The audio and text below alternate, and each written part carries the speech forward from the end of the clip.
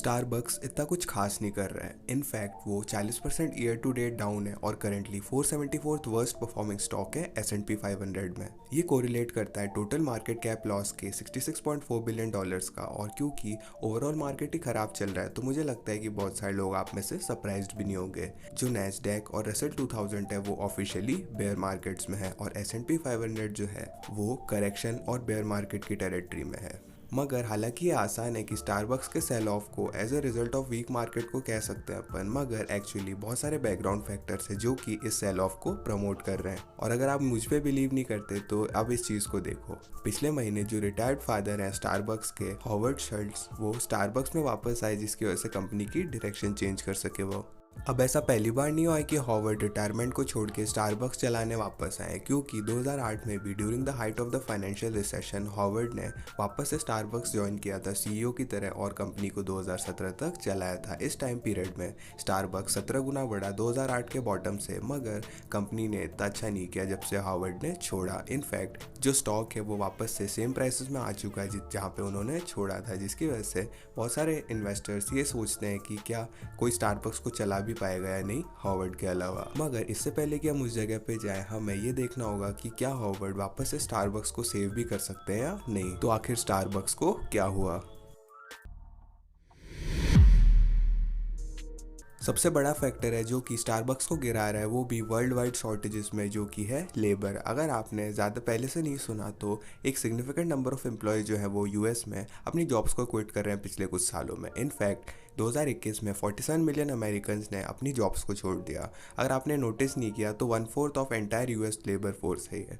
और क्योंकि unemployment rate जो है वो इतनी ज़्यादा बढ़ नहीं रही, इसका मतलब ये तो क्लियर है कि ये लोग जो है वो कॉर्पोरेट वर्ल्ड को छोड़ नहीं रहे, रेदर वो लोग दूसरी कंपनीज को ज्वाइन कर रहे हैं दूसरी जॉब्स में जहाँ पे उन्हें रिस्पेक्टेड और अप्रिशिएटेड फील हो रहा है। नेचुरली आप ये सोचोगे कि कॉम्पनसेशन जो है बहुत बड़ा फैक्टर प्ले करेगा इस डिसीजन में भी, मगर एक्चुअल में ये भी कोई केस नहीं है। इनफैक्ट डिससेटिस्फैक्शन जो है खुद की सैलरी से वो टॉप 10 रीजन में भी नहीं आता जिसकी वजह से लोग जॉब छोड़ रहे हैं। Salary dissatisfaction actually 16th rank पे आता है। और जो कुछ रीजन है जिसकी वजह से लोग जॉब्स को स्विच कर रहे हैं वो है टॉक्सिक कॉर्पोरेट कल्चर और अंडर एप्रिशिएटेड वर्क। और इसमें तो कोई सवाल नहीं है कि ये इश्यूज स्पेशली प्रेवलेंट होते हैं सर्विस ओरिएंटेड इंडस्ट्रीज जैसे स्टारबक्स में। ये ट्रेंड जो है इसने बहुत ज़्यादा मुश्किल कर दिया स्टारबक्स को पोजीशंस को फिल करना और उन्हें फिल रखने में। और ये केस नहीं है कि हम एक कैशियर मिस कर रहे हैं आज या फिर एक बरिस्ता आज मिस हो रखा है, नहीं। स्टारबक्स जो है literally half of their workforce को मिस कर चुका है, क्योंकि जब पेंडेमिक आया था स्टारबक्स ने ज़्यादातर अपने एम्प्लॉयज़ को निकाल दिया था। उनका एम्प्लॉय काउंट 3,39,000 एम्प्लॉयज़ से 1,38,000 एम्प्लॉयज़ पे आ गया। वहीं पे जो नंबर ऑफ स्टोर है स्टारबक्स जो खोल रहा था वो कभी भी कम नहीं है, वो एक्चुअली बढ़ते चले गए। हमें ये तो नहीं पता कि कितने पोजीशन स्टारबक्स ने फिल किया है पिछले सितंबर से, मगर ये तो सेफ है कहना कि वो 2,11,000 तो नहीं है।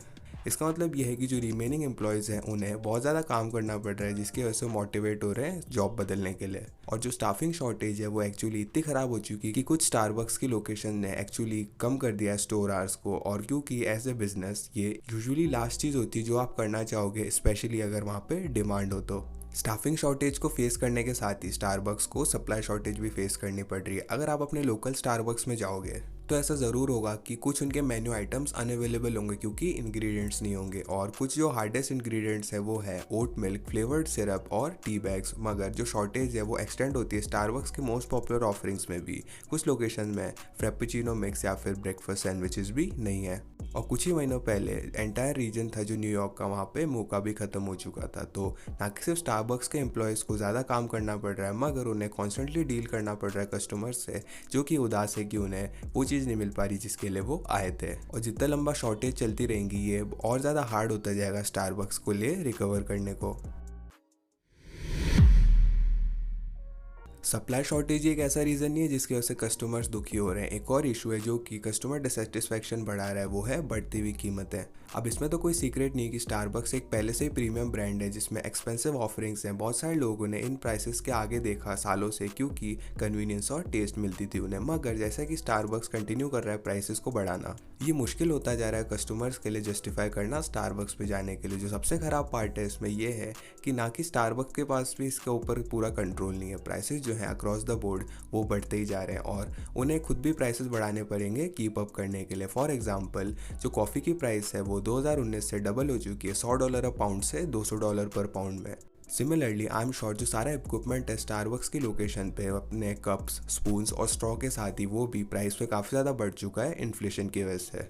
और इसी के साथ साथ स्टारबक्स को वेजेस भी बढ़ाने पड़ रहे हैं अपने एम्प्लॉयज़ को रखने के लिए जो कि उनके पास पहले से ही है। पिछले अक्टूबर उन्होंने कमिट किया था कि वो मिनिमम वेज को बढ़ाएंगे पूरे देश में $15 पर घंटे। मगर अब मैं ये नहीं कह रहा कि आर्ग्यू कर रहा हूँ मैं कि ये वेज हाइक जस्टिफाइड है या नहीं, मगर एक चीज़ जो सर्टेन है कि किसी ना किसी को तो ये हायर वेजेस पे करने पड़ेंगे और ज़्यादातर समय जो वो समवन होता है वो कस्टमर होता है। हालांकि जो कस्टमर के पर्सपेक्टिव से देखा जाए तो ये स्टारबक्स नहीं, यहाँ पे उन्हें ज़्यादा पैसे खर्च करने पड़ रहे हैं। पिछले कुछ सालों से जो कॉस्ट ऑफ लिविंग है हर चीज़ में बढ़ चुकी है, चाहे वो गैस हो या एनर्जी बिल्स हो या ग्रोसरीज हो या फिर हाउसिंग कॉस्ट हो, हर चीज़ चांद पे पहुंच चुकी है। वहीं पे पगार जो इतनी ज़्यादा नहीं बढ़ी, तो इसी की वजह से बहुत सारे प्राइस इंक्रीजेज जो हैं वो कंज्यूमर जो है अफोर्ड कर सकते हैं इससे पहले कि वो अपनी कंजप्शन को डिक्रीज़ करें। नेसेसिटीज जैसे गैस, ग्रोसरीज जो ऐसी चीज़ें हैं जो आप अवॉइड नहीं कर सकते, मगर ऐसी चीज़ जो आप अवॉइड कर सकते हो वो है स्टारबक्स की महंगी कॉफ़ी। और जैसे कि इन्फ्लेशन कंटिन्यू करती है ज़्यादा रहना, हम लाइकली ये है कि ज़्यादा से ज़्यादा लोग कट बैक करेंगे ऐसी परचेजेस को। एक और चीज़ जो कि कस्टमर और एम्प्लॉय डिससेटिस्फेक्शन को बढ़ा रही है वो है स्टारबक्स की मोबाइल/ऑनलाइन ऑर्डर सिस्टम।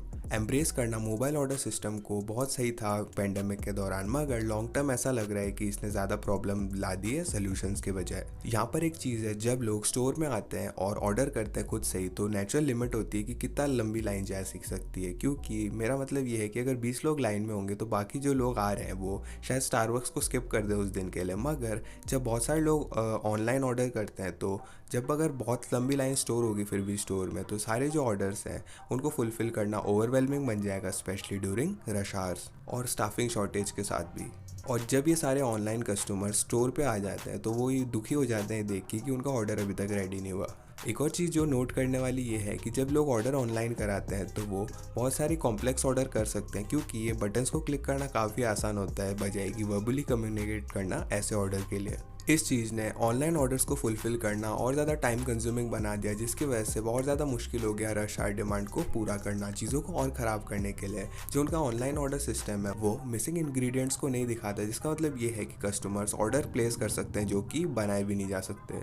इसका मतलब ये है कि एम्प्लॉयज़ के दो ऑप्शन रह जाते हैं, या तो वो कस्टमर को इन्फॉर्म कर सकते हैं कि उनका ऑर्डर कंप्लीट नहीं होगा जब वो स्टोर पर आ जाते हैं, जो कि इतना अच्छी चीज़ नहीं होती कस्टमर के लिए, या फिर वो मिसिंग इंग्रेडिएंट को सब्स्टिट्यूट कर सकते हैं एक ऑल्टरनेटिव से जो कि अवेलेबल हो, मगर ये हमेशा हैप्पीएस्ट कस्टमर नहीं लाता। तो जो स्ट्रेट फॉरवर्ड सॉल्यूशन है इस चीज़ का वो है स्टारबक्स को अपना ऑनलाइन सिस्टम रिवैम्प करने का और 2 फीचर इंप्लीमेंट करने का। सबसे पहले तो उनके ऑनलाइन सिस्टम को लिमिट करना चाहिए ऑर्डर को एक मैनेजेबल वॉल्यूम में, और सेकेंडली उनका जो ऑनलाइन सिस्टम है वो एक्यूरेटली रिप्रेजेंट करना चाहिए उसे शॉर्टेजेस को। और अगर वो अपने ऑनलाइन सिस्टम को रिवैम्प नहीं करते तो हम कंटिन्यू करेंगे मिसअंडरस्टैंडिंग्स देखना कस्टमर्स और एम्प्लॉयज़ के बीच में, जिसकी वजह से स्टारबक्स जो है वो और ज़्यादा कस्टमर्स लूज़ करेगा ओवर टाइम।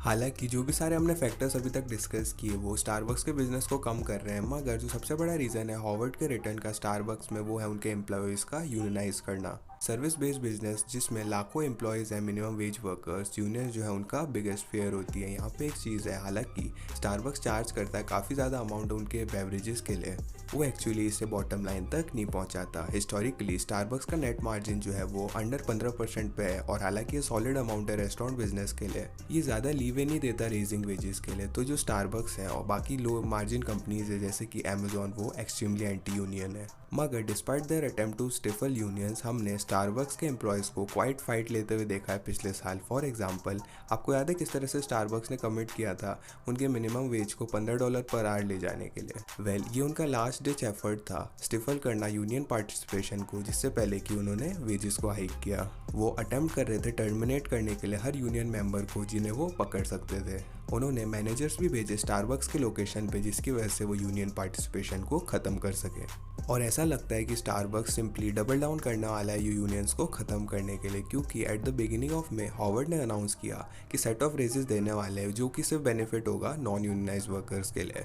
और उन्होंने इसे जस्टिफाई किया इस डिसीजन को सबसे गार्बेज रीज़न से, जो कि आप कभी भी सुन सकते हो। हॉवर्ड ने सजेस्ट किया कि वो रेज नहीं कर सकते वेजेस यूनियनाइज वर्कर्स के लिए, क्योंकि वो इम्पोज नहीं करने वाले नए वेजेस को यूनियन की अप्रूवल के बिना। स्टारबक्स के वर्कर्स ने वापस से यूनाइट किया और फायर बैक किया, चार्जेस फाइल करके हॉवर्ड के अगेंस्ट डिस्क्रिमिनेट करने के लिए यूनियन वर्कर्स को। ये अभी भी बहुत ज़्यादा फ्लूइड सिचुएशन है, तो हमें वेट और सी करना पड़ेगा ये बैटल किस तरह से होती है। मगर हॉनेस्टली मुझे लगता है कि हॉवर्ड की बेस्ट चॉइस होगी कि सिंपली गिव इन कर दे यूनियंस के लिए, क्योंकि यहाँ पे एक चीज़ है, हॉवर्ड जो है इस गेम को इतना ज़्यादा खेल सकते हैं कि जितना वो चाहे, मगर अगर वो यूनियन के अगेंस्ट जीत भी जाते हैं तो हॉवर्ड की विक्ट्री एक लॉस होगी स्टारबक्स के लिए, क्योंकि पिछले कुछ सालों से स्टारबक्स ने काफ़ी अच्छी रिस्पेक्टेबल इमेज बना रखी है जब बात आती है एम्प्लॉय बेनिफिट्स और ट्रीटमेंट की।